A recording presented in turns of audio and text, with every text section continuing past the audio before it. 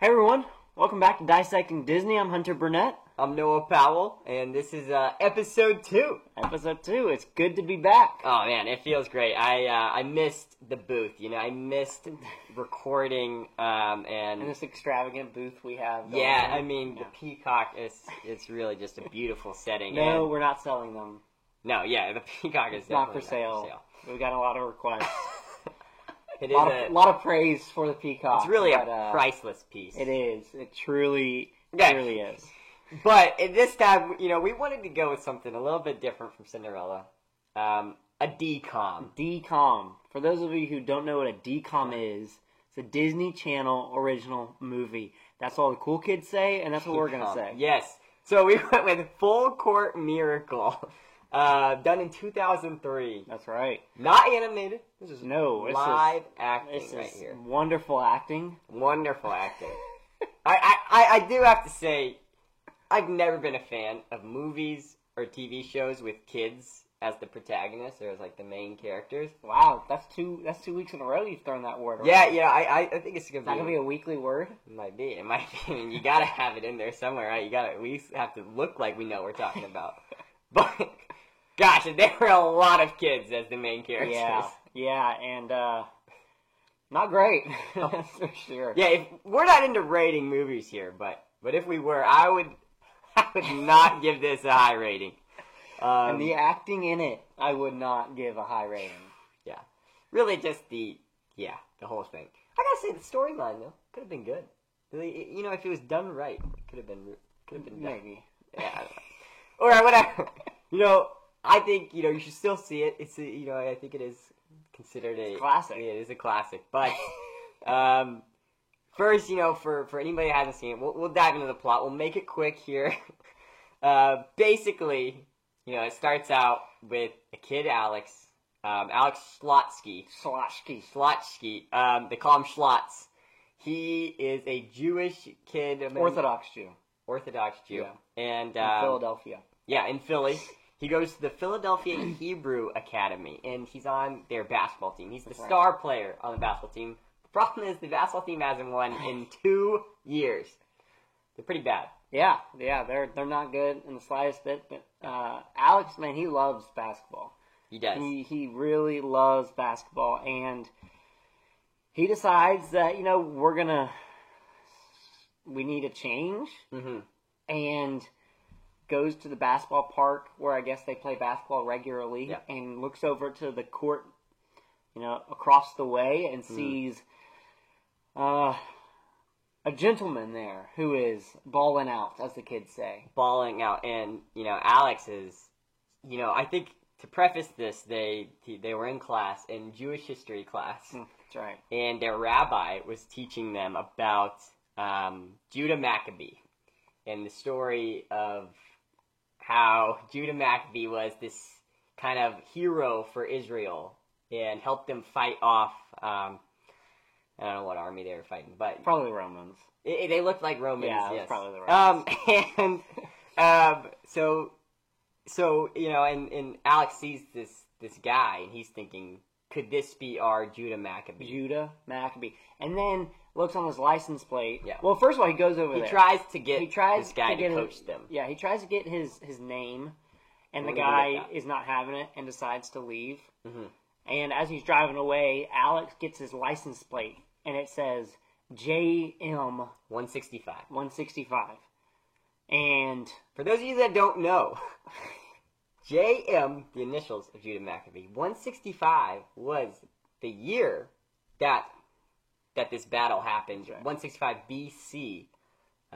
And so automatically they're like, whoa, this is a sign. this is Judah. This is Yeah. Judah Maccabee. And apparently Alex knows this is a specialty license plate. I don't know how I figured that out, but it's not. It says Virginia, like it's I don't know. yeah, like it's like the Virginia College license plate.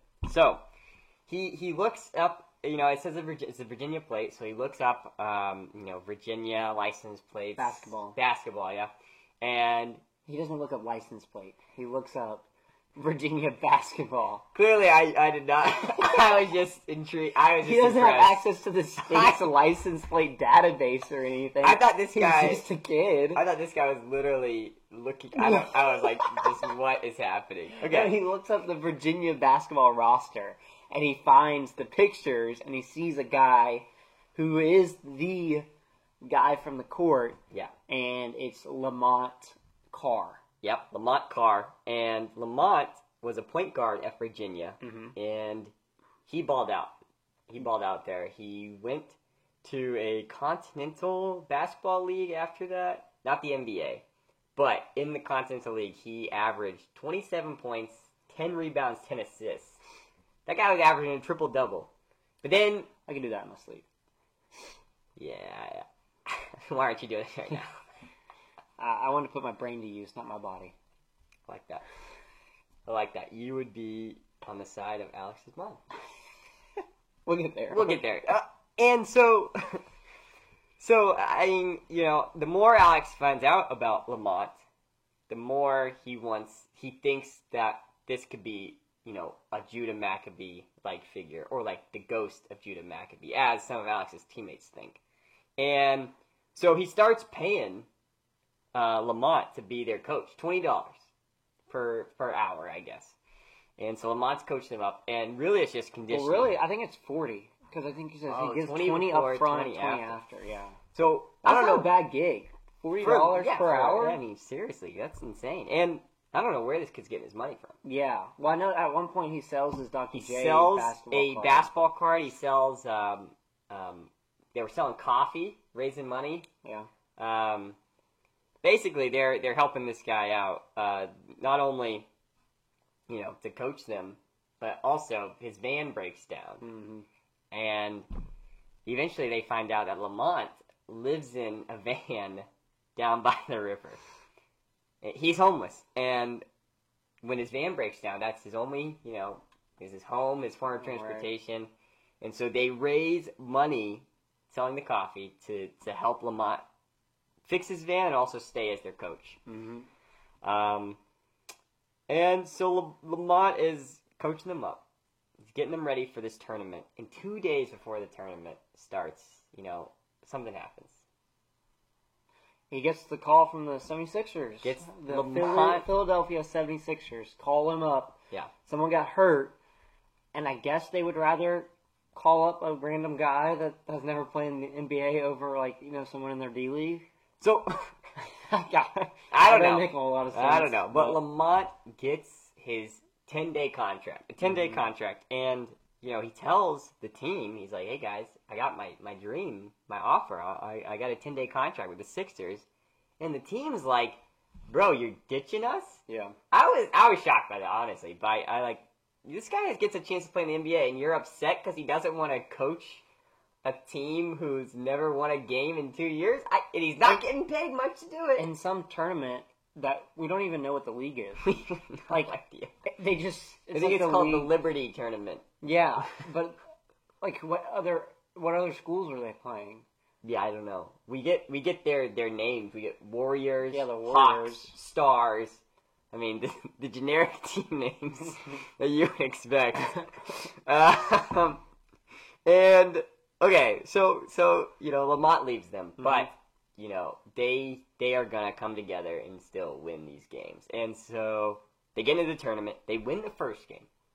They win the second game. And then in the semifinals, Alex hits 2 free throws with no time left on the clock to win the game. The first one ties it, second one makes it, and, well, they're in the finals. Playing the Warriors. This was the team that's been taunting them the whole time. They don't like the Warriors. Beat them during the regular season. The Warriors beat them during the regular season. Yes, yeah, and just like I don't like the Warriors in real life, I don't like the Warriors in this movie. They were not a team that You don't like the Warriors in real life because Steph Curry is the greatest three-point shooter to ever play the game. That's just wrong, first of all. And maybe that's true, but maybe it's also because I don't want one team dominating the league for years straight. For 5 years straight? Maybe? I'm glad they suck this year, I'll be honest. But again, back to the Warriors in the movie. So they're playing the game and they're getting blown out. The Lions, which is the Philadelphia Hebrew Academy team name, the Lions, and they start to make a comeback here. They're starting to make shots. The Lions are really they're coming up. They're only down by 10 with about 5 minutes left, I think. Something like that. And lightning is going on the whole time. And somehow the power goes out. So they have a backup generator, I guess. Yeah, I think it's a backup generator, and it's low on fuel. Yep. And they realize they can play until the fuel runs out. Mm-hmm. But the fuel's going to run out before the game is over. Yeah. So they begin to play, and then the algebra teacher, he says a couple of times that he an algebra teacher. Algebra. He figures out exactly how much time they have left. Yeah, before the oil runs out. Yeah, the other team hears that and decides to call timeout and basically calls a 5-minute timeout. Yeah. I mean, it's ridiculous how long this timeout is. I think it was... And then they're all sitting around just talking like, how dare you do this? It's like... And everybody starts counting the clock down, because they know the time left, and they're just letting it go down. They're how long is this timeout gonna last? I think it was a 2-minute timeout, at least. It was, because I think when the algebra teacher came in, they had 2.5 minutes left of fuel, and they called timeout. Well, they ran a play, then called timeout, and they just... Yeah, so over 2 minutes. Yeah. I think the max is a 60-second, right? 90-second, maybe? I mean, this may be a weird league. Seriously, I mean, we don't know what the heck they were playing. But Alex gets up there and just... Well, hold on. Lamont comes back. Lamont comes back and, coming through the door like a messiah. Yeah, really. And the lightning strikes and it's Lamont. He appears looking bold and he comes up and he says, what's with all the down faces, And the rest of the team tells him, what the situation is. Yeah, and he said, well, what's that story about Judah Maccabee, where the oil was only supposed to last a day, but it lasted 8 days. Right. So couldn't this be the same thing? You know it was coming, man. Yeah. When the fuel was going down, and there's this little canister, you can see it going down, and when the fuel's going down, because it's a story that's the oil lasting 8 days, been talked about, and the whole movie. So it's happening. Yeah, the fuel runs out, but magically, somehow, miraculously, some might say, the generator continues to run, and it lasts until the very last second when Alex puts up he passes to Sticks, who puts up a classic hook shot. Yep. The hook shot he's been working on. That's right. Coach has been helping him on that. Yep. To win the game. Banks at home, they beat win. The Warriors happily ever after. And that is really how it ends. Well, Lamont's family comes back. That's right. He's got a kid and happily ever. And they end up living, and he's the full-time coach of the team now. So that's it. That was the movie. It's about as dry as it sounds. I mean the entire time. Listen, they're going to win. I don't think this was a comedy, but I was laughing a lot. Okay, let's talk about this because it had, as much as I want to, talk bad about this movie, it had I would call it dad humor. Oh, there was a lot of just cheesy. Alex's dad had a lot of. He was wearing the apron that said "Kiss me, I'm kosher." And then he said a lot of other dad jokes where I was just, they're talking about Mojo and the espresso machine is missing, and he says, looks like you're gonna have no Joe. I gotta use that one someday. That is honestly, I like that a lot. Next time your espresso machine goes missing, and we just recently talked about Mojo, that's when I'm gonna use it. But gosh, I mean, I guess we could start with the bad acting and just the bad scenes and everything. Yeah. The acting was atrocious in this movie. Yeah, there was a lot. Don't even get me started on kids acting. They don't know how to act, okay? There are very few kids. You can argue with me on this. I think you agree with me on this. There are very few kids who know how to act, okay? Maybe that's just me not believing kids. You're a kidist. Whoa. What? You're against. I'm an anti-kidist. No, you are a kidist. You're right. No, I'm not a kidist. I love kids.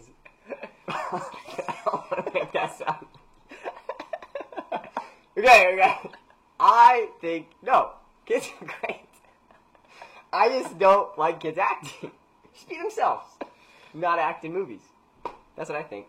Maybe you should not make the main characters. But, yes, I can agree to an extent. But it wasn't even like the kids were the only bad ones in this movie. Like, Lamont's no better. Yeah, Lamont had some bad scenes. The parents are no better. I'm talking about the one at the dinner table. Oh, gosh. This is one of the worst scenes in the movie. When they are, Lamont comes over for dinner. At the Schlotsky's house. At the Schlotsky's house with the rabbi. With the rabbi. And they're eating a traditional Jewish, maybe it's Shabbat, which is like, some sort Friday, of fish. Friday night to Saturday night. Orthodox Jewish families do Shabbat. And maybe it's that. But anyways, he's eating that with them, and he asked for a glass of milk at the end of the dinner. Which, I think, it's so... The way he said it, he's like, it would be really good. A glass of milk. And I was like, what? And everybody at the Everybody's table. pausing. Whoa, glass of milk. And, they don't eat dairy... After they eat. Do you know why they do that? No. Like, obviously it's kosher, but do you know why that's specific? I don't. I learned this summer. Oh, gosh. When I went to Israel. Oh. So, it may not be accurate, but this is what my Jewish tour guide told us in Israel. I would trust. I'm going to go with it. Yeah. But in the Bible, it talks about do not boil a young goat in its mother's milk. It's like Deuteronomy something. And that's the commandment. Do not boil a young goat in its mother's milk. And apparently, Orthodox Jews decide to take the commandments, and in order to be extra careful not to break it, they set these parameters around that commandment, and so they don't eat dairy and milk just in case that makes sense. that dairy is the mother's. The milk of the mother and the meat is... Yes. Yeah. I see what you're saying. So that's why they don't eat, cheeseburgers and stuff either. Yeah, I mean, weird, just terrible line there.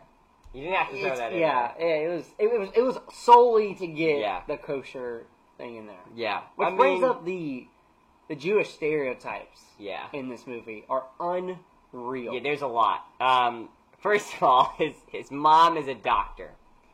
And, I mean, I guess that's a pretty big Jewish stereotype, is that they're either doctors or bankers or... Lawyers. And then the entire movie, everyone's selling slots. To be a doctor. To be a doctor. No, or a lawyer. Or that he should be a lawyer. So, the other thing is, I mean, everything that happened was just showing how... they were Jewish, right? A lot of scenes, a lot of the stuff in there was just making sure everybody knew that they're Jewish. The kiss me I'm kosher? Yeah, yeah. I mean, a lot of that stuff. Gosh, what other big... They also at one point brag about their PSAT scores. Their PSAT scores, yeah. All the kids are really smart. Yeah. And they're really bad at basketball. Which I guess is that a Jewish stereotype? I don't know, but the Jewish stereotypes in this movie were unreal. There's no way it could come out in 2019. No chance this movie makes it today. No, I agree. I agree with that. I mean, just a lot of scenes where, it's around the time of Hanukkah, so a lot of scenes where they're doing the traditions surrounding that.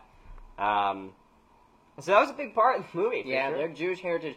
And I'm okay with the Jewish heritage being a part of the movie. you just don't have to make it so stereotypical. Yeah. You know, like, you can make it a little more It made realistic. it almost seem, it almost made it seem fake, like, with how... And, like, almost like a... Jewish everyone was. Super, like, you know, like it was showing it off, or, like, Yeah. made it, like, I don't know. It was I agree. a little over the top for me. Yeah, totally. Well, I guess we can talk a little bit about the characters in this, right? Some of the characters. I like the... so you have the 5 basketball players on the Lions, the Philadelphia Hebrew Academy Lions. And it's, it's Alex, TJ, his friend Sticks, Ben, and then there's one other guy. You remember their names, I don't. Well, they're all, they all hang out, but then... Practice together and stuff. Then you have the 5 guys on the bench who literally play for 0 seconds, and they're not involved with the team at all. And you see them randomly, at times, and, like, they don't change. Like, at least they kept the same 5 kids, but, like, at one point, the team, like I said, they don't practice with the other 5 guys. Then the team in the locker room, you only see those 5 guys and not the rest of the team. But then you see the whole team running. Like, where did they just tell the other 5 guys to get lost? And then, like, well, hey, we'll call you when we're ready. We'll call you when you come out. And then before the game, the star 5, they start doing a little dance. This is the cringiest scene in the movie. When they come out, it's the finals. So the Warriors are on the other side, going in for layup lines. They're clean, they're crisp, and then the five stars on the Lions come out, and they do a dance for probably 30 seconds, and it's an awful dance. Terrible dance. It's an awful dance. And these other 5 kids are just sitting over there, clapping for them, I guess, and it's like you guys are just you're about to get whooped because you're not even you're dancing before you warm up. I don't know, man. This was really weird. It was, and the dance moves were awful. It was, gosh, yeah. And then the 5 guys are just sitting there watching. I guess they don't need to warm up. They're like, they're not going to play anyways.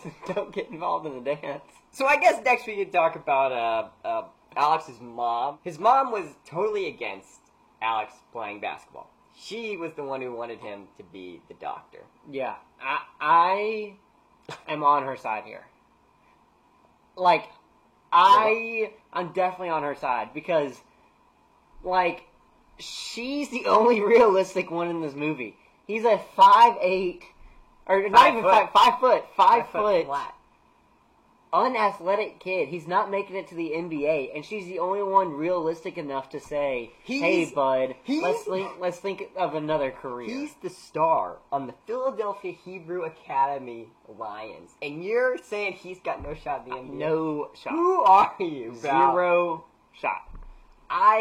No, completely against that. I think, listen, Isaiah Thomas. I think I mentioned him in the last video. Isaiah Thomas. Spud Webb. This guy has they were athletes. Alex is not. This guy hasn't had his growth spurt yet. You don't know. His mother's the only realistic one, and everyone when you watch this movie, you're gonna see Alex's mom be like, "Man, that's the worst. She's killing his dreams." No, she's the only realistic one in this entire movie. Here's my other rebuttal to that, and this is the most obvious. This guy is in middle school. And she's upset that he's playing basketball instead of trying to be a doctor. In middle school. If that's not, like... It is never too early to crush your kids' dreams. It's never too early to introduce them to the real world. Stop living in that fantasy world. I had no clue what I wanted to do in middle school. Did you have any idea what you wanted to do in middle school? Absolutely. I knew from elementary school that I was going to be president of the United States. And catch me in 15 years. I'm going to be president of the United States. Is this the start of your campaign right here? Hunter, 15 years is what, 2035? Yeah, but you can't, it's an even year, right? You got to. Yeah, you're right. I got 2038. 8? Yeah, it's got to be 8. No, 16 from 2020? Yeah, 2036. 2036. Okay. 2036. Well, I don't know if you'll get my vote, but we'll see when the time comes. Yeah, gosh. And then the other, man, another bad scene is when so Alex's mom, she starts to turn around on the idea of him playing basketball. She's like, okay, maybe we should let them, and she drives to the Sixers arena. Because Lamont is playing for the Sixers. Yeah. And first of all, she just kind of drives into the players' parking lot and just sees a player. There's a player just right there, and she's like, "Hey, do you know where to find Lamont?" And he's like, "Oh, we just played him." Like, I don't know. And then she's like, "How tall are you?" I don't know why this guy is just like, how did this lady just get here? Like, she literally just drove up and just got out to their parking lot and met an NBA basketball player as he's walking out of the arena. Yeah, that doesn't happen. Yeah. And then, okay, but then it gets even worse. She finds Lamont, okay, and his vans won't start again. It's broken. And he's like, I don't know what's going on, And then, lightning striking. And she says, try it again. And he's like, nothing changed. Why do you want me to try it again? And she goes, just do it. And so he starts the car, and it turns on. And he goes, well, how did that just happen? And she says, I think I'm starting to understand it. And looks back up at the sky and lightning strikes again. And at that point, I was like, I am starting to lose it. That's where they lost me right there. That made zero sense. That scene made, and then it's not even like they later explained it. No. You have no idea. I don't know. And then the fact that she says, I think I'm starting to get it. When, you're, as the audience, you're like, no. I'm not explaining because I'm not. Alright. And then Lamont just is like, oh, okay. I guess that's questioning. So, man, I guess amazing. A lot of bad scenes. We can try and touch on some things. Yeah, but some big things. I don't know what we got work with. I think the theme about how believing in yourself, believing in miracles, and then believing in the people around you. I think those are the big themes. The big part about belief. Belief was big in this. Everything. Yeah, even a belief in God. Yeah, definitely. The belief in your religion and just trusting the stories, trusting faith. Mentioned in a good bit. Yeah. And well, we don't have to get into that, but I was gonna. Never mind. But all fair. Yeah, exactly. Yeah. There was a lot about how Lamont, when he started coaching the team, he realized that they didn't believe that they could win. A lot of the people on the team were like, even when Alex was like, hey, to his teammates before they got Lamont coaching, he said, hey, we're going to win this tourney. And his teammates laughed at him. They're like, we're literally terrible. Which, they're right. Yeah, they are terrible. And Lamont turns it around in 2 weeks. And all of a sudden, they're champ. They haven't won a game in 2 years, and they're winning the tournament in 2 weeks. Miracles. Oh, my God. Miracles. This is the belief in miracles. I think at the start of the movie, I like this turnaround for Lamont's character. He didn't believe in miracles, right? He didn't believe that that the team was, going to be good. He didn't believe in, the stories that they were told, the Judah Maccabee thing. He didn't believe that. And then at the end, he's the one believing that the generator is going to last, even though it's out of fuel. So I think that's a cool turnaround for him, that he does start to believe in these miracles, and part of, the good story for him. I think Lamont's character is the coolest, though, in the movie, no doubt. His living in a van down by the river. By the way, classic SNL skit. You guys should watch that. Chris Farley. Noah showed it to me literally right before we started recording. And I just liked how it's on his mind. Lamont was literally living in a van down by the river. But it was... You're maybe the only person that got that reference in the movie. But hey, leave in the comments if you got that with me. But cool comeback story for him. Cool comeback story. I guess. I thought it was awesome. You know, it's not realistic. This entire movie. Yeah, I would agree. It was painfully unrealistic. Hey, but that's a Disney movie, right? I know. I want to follow your dreams, or God, or what do they say? Following your dreams, doing what you love. Mm-hmm. I think it's a good motto of the movie. Yeah. Following your dream, doing what you love. Yeah. And I think Lamont finds that he loves to coach. And so that's the other cool thing is that I wrote down that the path isn't always straight, right? Like, Lamont thought he wanted to play in the NBA. He thought that was his dream, was to play for the Sixers, get this contract, and to get a full, long-term deal. But he ends up falling in love with coaching, and that ends up being his full-time job at the end. And I think he achieved what he was looking for, but he just didn't know it at the start. That's a good takeaway. You might not find what you're looking for, but you'll find what you're looking for.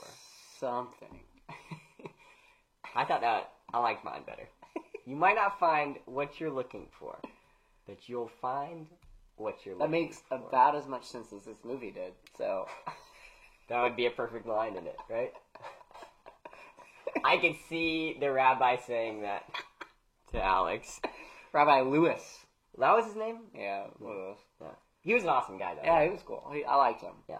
Well, I can only pull so much out of this movie. Yeah. So I would say if you're looking for a fun movie to watch on a weekend, weekday, whenever, just looking for some laughs, maybe looking to make fun of some acting, this is a great movie to watch. It's a great holiday movie with yeah, definitely. It's all watch about it with the Hanukkah family. and, Yeah. So it was so bad. We were laughing a lot during this. I don't know what we're gonna do next, but it's got to be better. Yeah. We won't do another DCOM. We'll maybe a Pixar. We'll see. Suggestions in the comments. Leave them. Thanks for watching, everybody. Hope you enjoyed episode 2 on Full Court Miracle here. Like, subscribe, yeah. Share. Please share. Let your friends watch it. Yeah. I know they'll enjoy it. Oh, yeah, definitely. Also, we like the YouTube video. But if you want this in a podcast form, let us know. We can get this on Apple Podcasts or Spotify. Yeah, we can. But we need a lot of interest for it. So show your interest to us, and we'll consider it. Should I give them your number so they can shoot you a text with their? Yeah, the comments would work. I'll read the comments. I read the comments. All right. Well, like, subscribe, share, do all that. Thanks for watching. All right. Peace. See y'all.